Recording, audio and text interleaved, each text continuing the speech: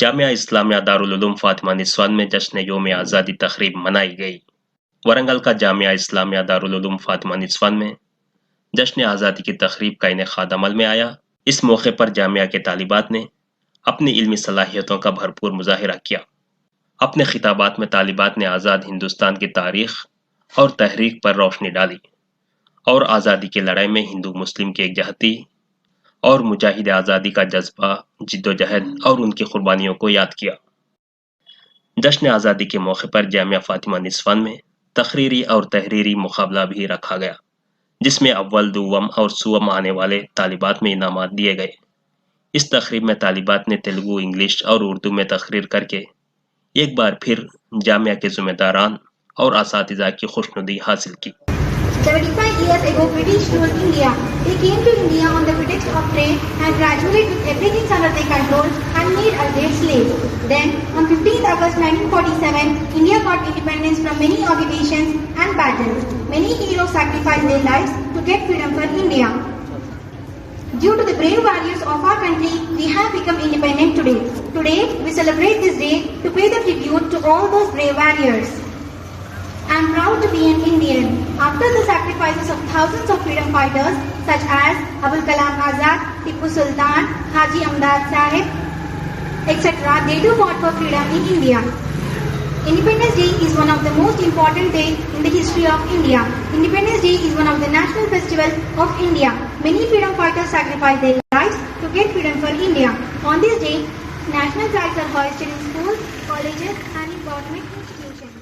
محترم سامعات، جنگ آزادی میں مسلمانوں کا کردار تاریخ ایک سنہرے بات کی حیثیت رکھتی ہے۔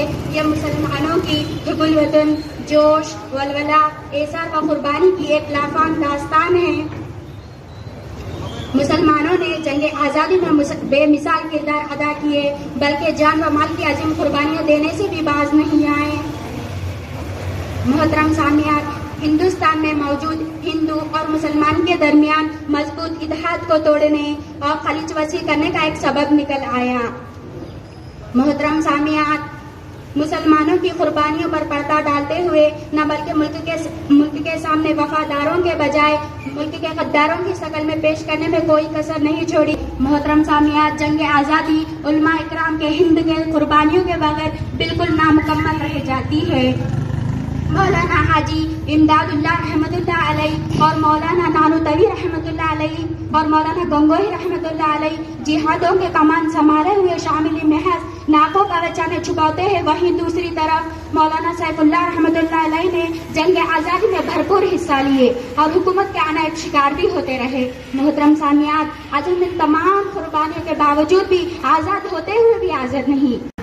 ఈ రోజు ముందుగా అందరికీ స్వాతంత్ర దినోత్సవం శుభాకాంక్షలు। ఈ రోజు ఆగస్టు 15 మనందరి జెండా పండుగ। ఈ రోజు మన స్వాతంత్రం 1947 సంవత్సరం ఆగస్టు 15 వచ్చింది। మనకు స్వేచ్ఛ లభించిన రోజు। ఈ రోజు బ్రిటిష్ పరిపాలన నుండి వారి అరాచకత్వ అమానుష్య నుండి విముక్తి లభించిన రోజు। اس پروگرام میں جامعہ کے ذمہ داران صدر حافظ محمد شاہد، نائب صدر سید جہانگیر، کمیٹی ممبرز عبدالسبحان میم، افضل شریف، خازن جامعہ نور الدین کے علاوہ علماء کرام و اساتذہ میں مولانا صفی اللہ خان ناظم تعلیمات، مفتی عبدالحفیظ نائب ناظم تعلیمات، مولانا فاروق، مولانا یونس نے شرکت کی۔